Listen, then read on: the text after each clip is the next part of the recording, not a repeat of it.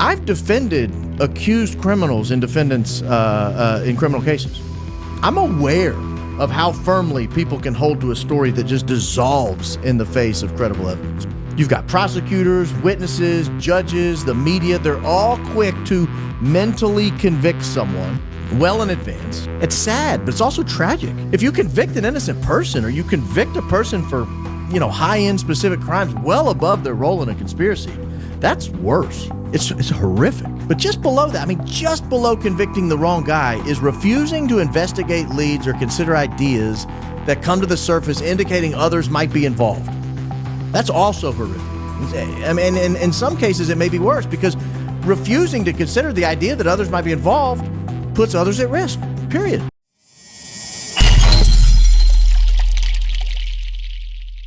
It's the one that only goes with a shadow in the front, and this is a copyright disclaimer. Copyright disclaimer under Section 107 of the Copyright Act 1976. Allowance is made for fair use for purposes such as criticism, comment, news reporting, scholarship, and research. Fair use is a use permitted by copyright statute that might otherwise be infringing. Non-profit, educational, or personal use tips the balance in favor of fair use. Welcome back to the Idaho 4 Files. In the first episode, I gave a basic introduction into the case. In the second episode, I focused on the timeline between 4:04 a.m. and 4:21 a.m. That is the time when Idaho police say that Bryan Kohberger parked his car and entered the residence at 1122 King Road, and then proceeded to take the lives of Madison Mogan, Kaylee Conglaves, Ethan Chapin, and Xana Kernodle. I'd like to take this time to thank my new subscribers, and I appreciate all the feedback, as well as the people who message me and say, "You're wasting your time. Bryan Kohberger pleaded guilty. Why would his team take a plea deal, and why would a man that's innocent of this crime plead guilty to something he didn't do?" And to those people, I'd say, I respect your opinion. However, it's not all that unusual for somebody to plead guilty to a crime he or she did not commit. If you would like to watch something regarding this topic, The Innocent Files is a good place to start. It's a documentary on Netflix regarding wrongful convictions, guilty until proven innocent. Somebody asked me the other day, why do I talk about this case? And I told them, I'm fascinated by the case. I'm extremely interested in cases that just don't look right to me. For example, let's quickly take a look at the case of Blair Adams. He was a resident of British Columbia, and on July 5th, 1996, he told his mother that people were after him. He then went to the bank and went to his safety deposit box and took out all his cash, jewelry, gold, and platinum. He then attempted to enter the U.S. by taking a ferry to Seattle, Washington. Once there, he was stopped by immigration officials because to them, he looked like a drug courier with all the cash he was walking around with. Once they checked his background and saw he had previous convictions of drug and assault charges, he was denied entry. Then a couple of days later, on July 9th, Adams tried to cross the border again using the Pacific Highway. He was stopped by the Canadian Border Patrol. They noticed he had scratches on his hands and on his legs. He also looked like a man that was implicated in an auto theft, but they had no evidence to hold him, so they just ended up releasing him, but he was denied entry again. But get this, on the same day, on July 9th, he goes to the Vancouver International Airport and rents a Nissan Altima, which he then attempted to cross the border, and this time he wasn't spotted. He actually makes it into America. He then proceeded to the Tacoma Airport and purchased a round-trip ticket to Frankfurt, Germany. Then, at the last second, I guess he changes his mind because he doesn't hop on the plane and go to Germany. He then instead trades his ticket in for a one-way ticket to Washington, D.C. Then, the next day, he rents another car. This time he rents a Toyota Camry. He then stays at a hotel overnight. Next morning, Adams gets up and travels all the way to Virginia, but on his way there, he gets into a car accident. Now, the guy he got into a car accident with said Adams seemed like a nice guy, but he did seem like he was very nervous, and he had scratches all over his body. They exchanged information, and Adams took off and traveled all the way to East Knox, Tennessee. He gets there around July 10th. Later on in the next day, around 5:30 p.m., a guy working at a service shop gets a call saying that a guy needed assistance trying to get into his car. Only problem is, the keys he was using was the wrong keys. He still had the keys for the other car he rented prior. He had the Nissan Altima keys. He's trying to use that to get into the Toyota Camry. The guy working at the service repair shop is confused and wondering how did this guy drive all the way there if he doesn't have the keys. Adams checks his pockets, he can't find the keys. So the service guy tells him, I have to tow your car. I'm gonna tow it at the Fairfield Inn. Do you need a ride? Adams refuses the ride and then tells him he'll meet him at the Fairfield Inn. Later on, Adams is captured on surveillance camera at the Fairfield Inn where he's wandering back and forth for around 40 minutes. He then goes up to a hotel and purchases a room for $100, but he doesn't stay there. In fact, according to the hotel, he never entered his hotel room. Then, the next day, on July 11, 1996, at 7:30 a.m., Adams' body was discovered by construction workers in a parking lot located next to a construction site at the Country Inn & Suites Hotel. The parking lot he was found at was across the highway from the Fairfield Inn where he originally booked a room for a night. He was found half naked with his pants off and his shirt open. $4,000 was also found on him in different currencies, German, Canadian, and US money. In addition to the money that the police found, they also located a black duffel bag which contained gold bars, platinum coins, jewelry, keys, and a pair of sunglasses. Now get this, according to the autopsy report, Adams has sustained many cuts and abrasions and injuries. He also had a wound to his forehead, which police determined to be caused by a crowbar or a club, and Adams had also been sexually assaulted. Due to the amount of wounds and brute force injuries to his head, police concluded his murder to be personal in nature. Add that to the fact that the attacker did not take any of his belongings, money, jewelry, or coins. Now, if you were to ask me, what about that case seems weird to you, I'd say, what part? Everything about that man's death leading up to when he first left his house is completely weird and unusual. Things like that I find baffling, and I take an interest into trying to find out what exactly happened. Now with that, let's direct our attention to the two surviving roommates, Dylan and Bethany. Now, to say the police botched this investigation since day one would be a massive understatement. And for those following the case, the footage I'm about to play, many of you have seen it before, and I'm only going to play the first 2 minutes, and then I'm going to point out the obvious.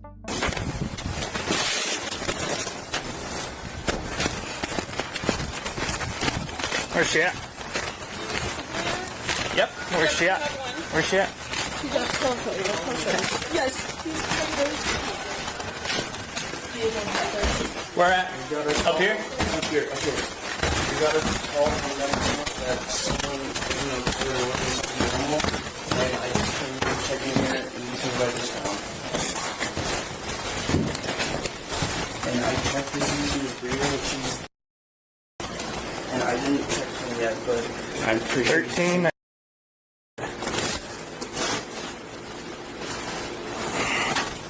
Okay, get back. I don't know if they're still in here or not. I really just came here. I grabbed the knife. Actually, I have to stop the nonsense right there. Obviously, that's Hunter, and he says, I checked her and I didn't check him yet, and I grabbed the knife. Just the way this scene looks just screams red flags to me. But let's just speed this up a little bit.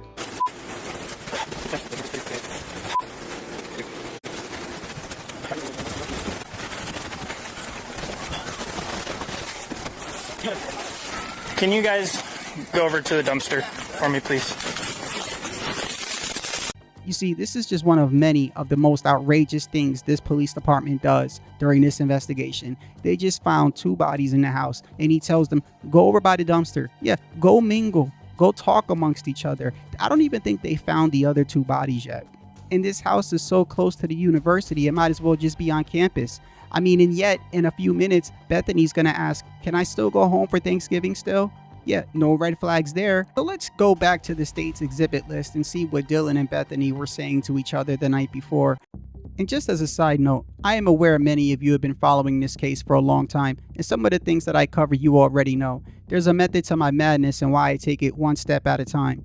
I could always try to make a documentary and cover everything in one shot, but I don't think I'd be alive to finish it. There's so much crap with this case. And whenever I see these kids say these things that just scream red flags and the police are acting completely oblivious to it, it just speeds up whatever patience that I have. It throws it right out the window. So let's get to Bethany and Dylan's statement.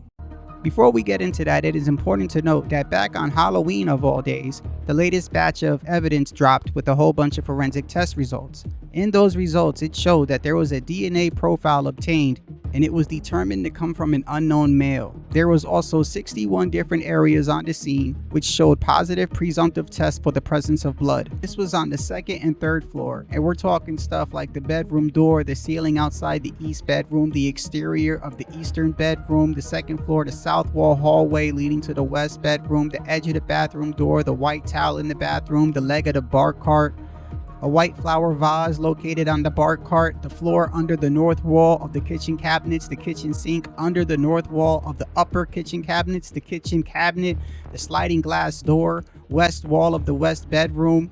In other words, it was a massacre.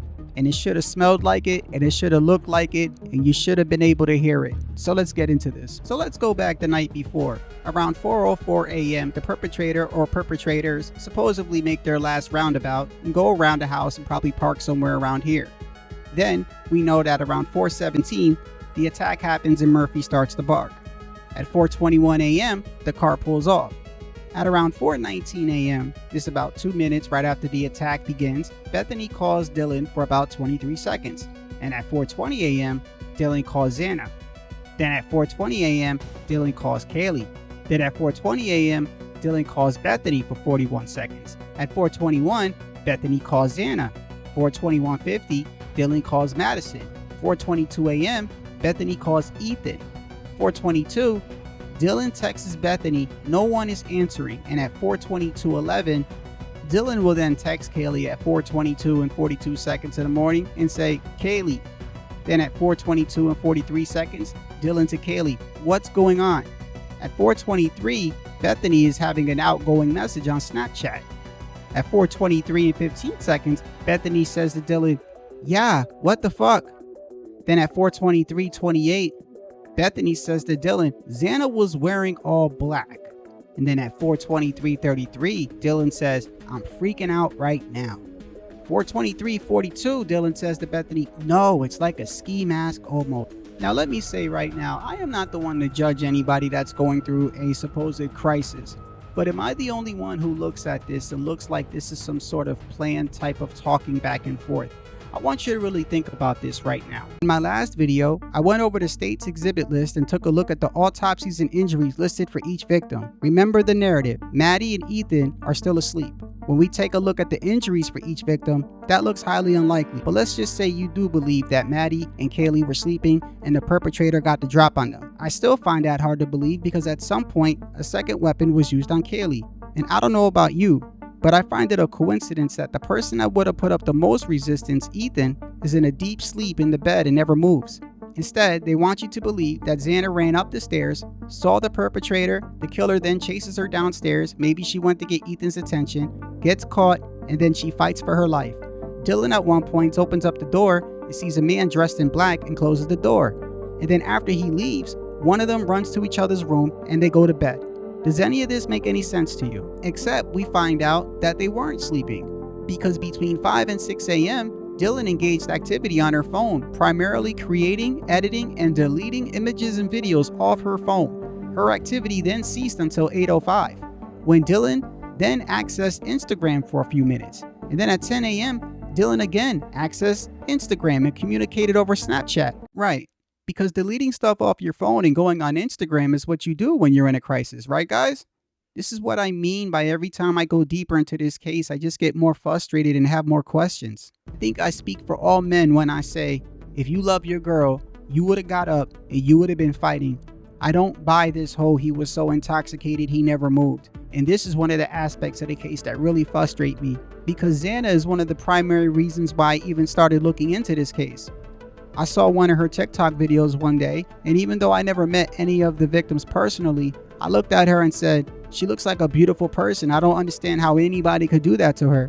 And that's not to say that Kaylee and Maddie wasn't beautiful. I'm just telling you what got me into this case. I looked at her, and when I found out the injuries that she sustained, it really got me upset. And then when they told me Ethan was sleeping, I'm like, this doesn't make any sense at all. If you want to go with the narrative that Ethan was sleeping, be my guest, but I think these lists of injuries for him say otherwise. And I still can't get over the fact that Bethany actually asked to go home for Thanksgiving because she misses Mama's homemade potato salad.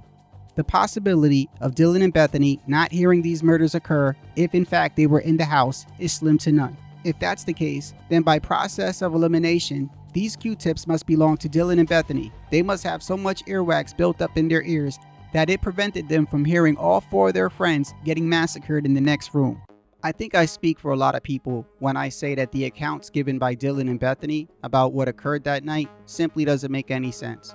I want to read directly out of the supplemental narrative report given by the responding officers at the scene. It says, I walked outside and began interviewing Dylan. Dylan told me at approximately 4 a.m. she heard a voice scream and believed it to be Kaylee's.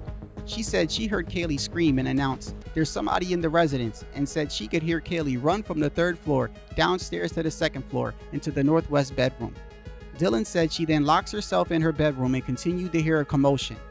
Dylan said she eventually heard a struggle ensue and heard a male say, it's gonna be fine, I'm here to help you.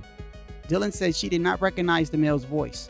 She said after a few minutes, she peeked out of her bedroom and observed the male described approximately 6 feet tall, slim build with a black ski mask, leaving the 2nd floor patio area.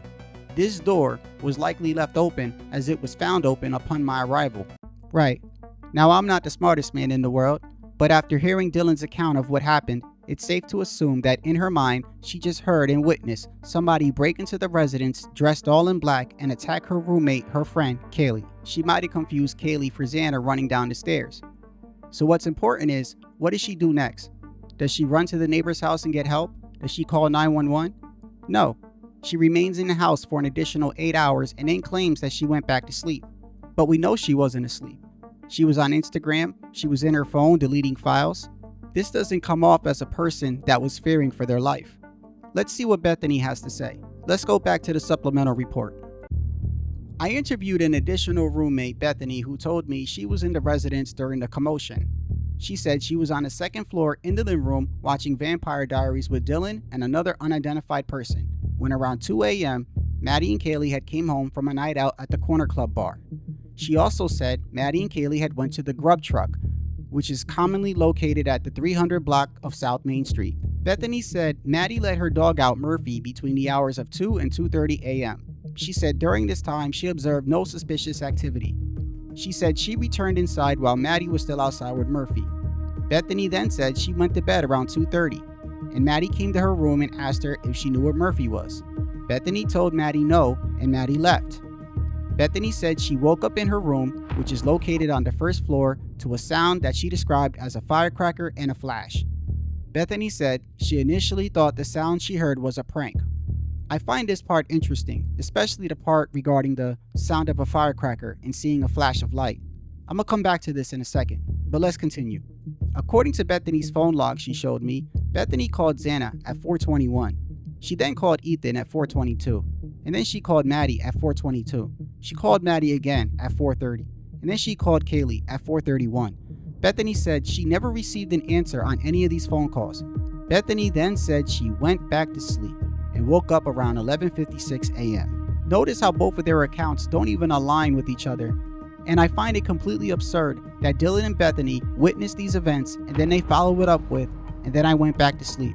I also don't find it a coincidence that the time Maddie claims that she called Xana, Ethan, and Maddie starting at 4:21 and 4:22 a.m. match up almost exactly to the time we see the white car leaving the scene.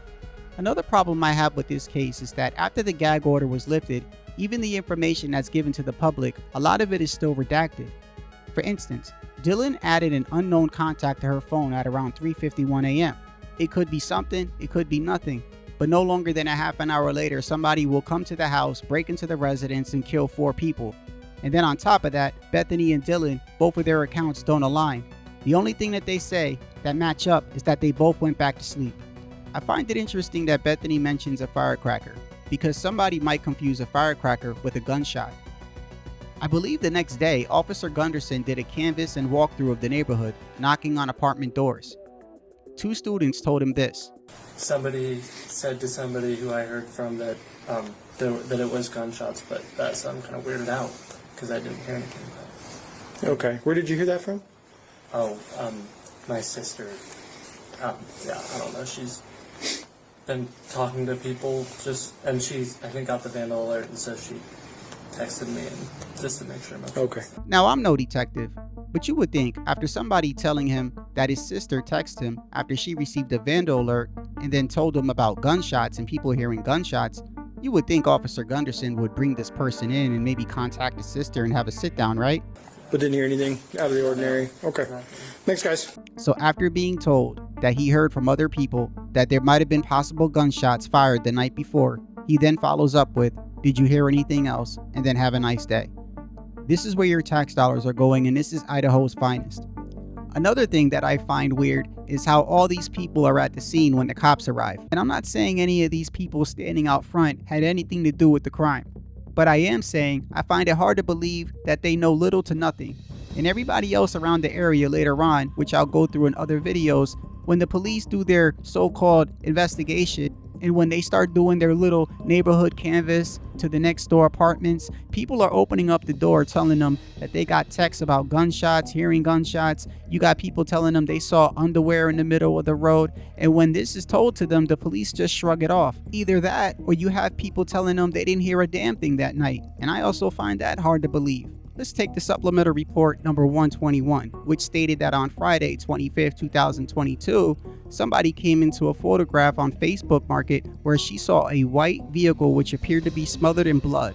Now, I don't know if anyone could tell me, but I tried to follow up on this. And it says, I swabbed all four sides of the vehicle and packaged the swabs in paper. The swabs were given to the Moscow Police Department with a request to have the swabs sent into the lab to see if it was in fact blood. The case continues. The case continues, y'all. And it doesn't say anything after that, because after that is when they start looking into Brian Kohlberger. You should go to jail for even driving around with a car looking like that. Look at the handprint on the left. I mean, that's just ridiculous. To me, Moscow, Idaho is the real life Twilight Zone. Nobody there acts like a regular human being. Everybody either doesn't know anything, or when it is brought to their attention that they know something, the police just shrug it off.